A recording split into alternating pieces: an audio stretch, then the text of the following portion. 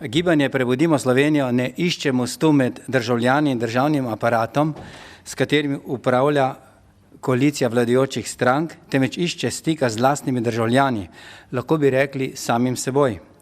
Decision makers namreč niso člani vlade in njihovih služb, temveč so skriti v ozadju. Nesmiselno jih je pozivati k dialogu ali pogajanju, saj je prav skrivanje njihova temeljna taktika. Delovati nemoteno in se s tem izogniti branjenju svojih stališč pred javnostjo in zagovarjanju svojih ukrepov in potez. Ljudje oziroma skupine, o katerih govorimo, so biološki in idejni dediči komunistov, mnogi med njimi so bili visoki funkcionarji in s tem odgovorni za kršenje človekovih in drugih pravic. Ljudje oziroma skupine, o katerih govorimo, mnogi med njimi so bili visoki funkcionarji in s tem odgovorni za kršenje človekovih, političnih in drugih pravic. Omenimo samo dejstvo, da niso bile dovoljene politične stranke, ki bi na svobodnih volitvah enakopravno tekmovale za oblast. Breme vsiljenega enopartijskega sistema, prepoved svobodnega političnega združevanja, sankcioniranje svobode govora in druge oblike množičnega kršenja človekovih pravic so pretežko breme za soočanje na odprti politični sceni. Množični poboji neposredno po vojni so kot mlinski kamni na njihovih nogah in prav zaradi tega so obsojeni, da bodo obtičali v zgodovini, ki so si jo sami pripravili. Pobegniti ali skriti se pred zgodovinsko sodbo nimajo kam. Rešujejo se z neprestanim menjavanjem srajc. Nekaj časa so liberalci, pa socialdemokrati, nekaj časa politična sredina, pa spet levica, radi bi bili žlahtna desnica ali pa kar desnica in krščanski demokrati, samo da bi hkrati sedeli tudi v opoziciji. Ne vedo, ali naj bi odločanje prepustili vladi ali sindikatom, civilni družbi ali vstajnikom. V vseh oblikah in preoblekah pa ostajajo vedno isti, obsojeni na svoj svet socialistične iluzije brez prihodnosti. V tem izgubljenem položaju naj bi jih branil birokratski aparat razbohotene državne uprave in sindikati, ki se na videz ukvarjajo s pravicami delavcev in upokojencev. Del civilne družbe je organiziran za zganjanje hrupa vsakokrat, ko jim oblast polzi iz rok oziroma ko je ogroženo njihovo skrivališče. Kot na kakšnem bizarnem karnevalu si ob takih prilikah nadenejo maske in sami sebe imenujejo vstajnike, kot da je puntarstvo višek politične in kulturne osveščenosti Slovencev. Te besede zvenijo nekoliko grobo ali celo brezobzirno, kot da jim manjka eden temeljnih prvin krščanstva, ki mu pripadam, namreč smisel besed, vse razumeti, vse odpustiti. Res je, da je na oni strani nekdo, ki je kot jaz, a v njegovem miselnem obzorju je povsem druga vsebina, ki jo jaz zavračam in celo obsojam in seveda obratno. Ali bi se poenotila in med sebojno pomirila, če bi se srečala na kavi in se pogovorila? Do neke mere gotovo, do kulturne medsebojne prijaznosti prav gotovo, do sporazuma o nenapadanju tudi. Toda ali bi se strinjala, da stvari presojava enako v luči zgodovinskih in drugih dejstev? Ti pa so gotovo na naši strani. Po nas je padalo, mi smo bili tepeni, izgnani, pobiti in preganjani. Oni so bili na strani gospodujočih, se strani zgodovine izbrana avantgarda. Razumeti in odpustiti pomeni razumeti tudi sebe, naše pričakovanja, da se bodo v onem času pred 25 leti pripadniki avantgarde sami umaknili, računajoč na odpuščanje in pozabljanje tistih, ki jim je oboje najvišja krščanska vrednota.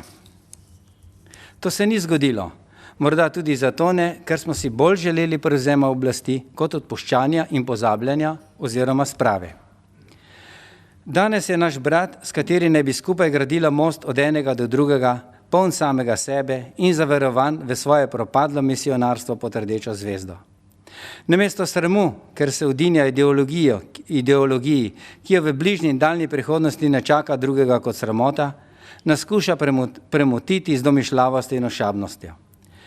Ker se mu je uspelo izmotati iz poraza pred 25 leti, si obeta ponovno zagon moči in oblasti, ki jo namerava s pletkami in zvijačami podaljševati v nedogled.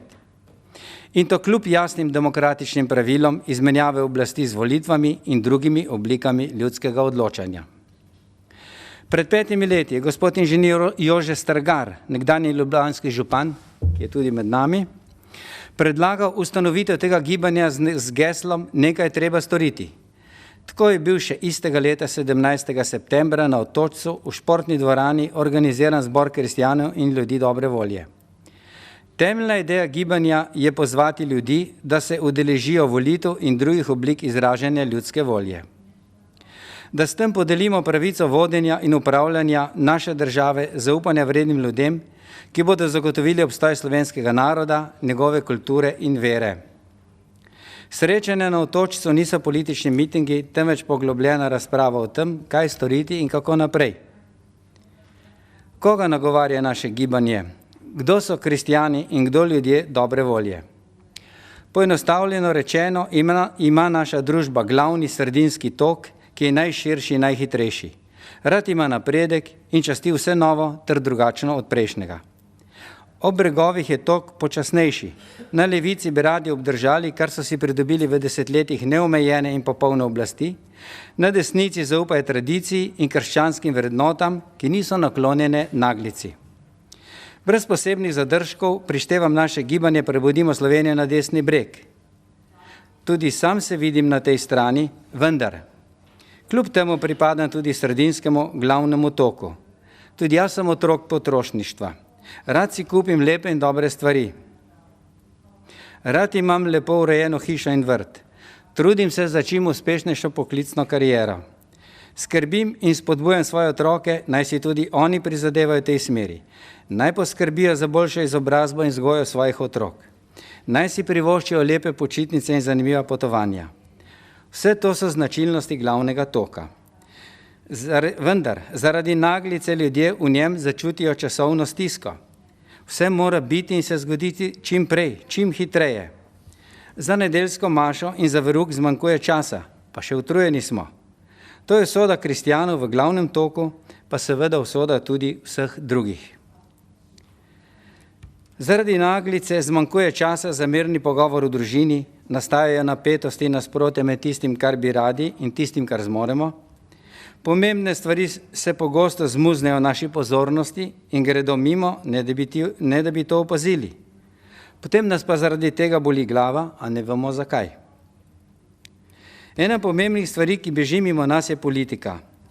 Podcenjujoče jo uvrstimo med manj vredne dejavnosti, samo zato, da se nam ne bi bilo treba ukvarjati z njo.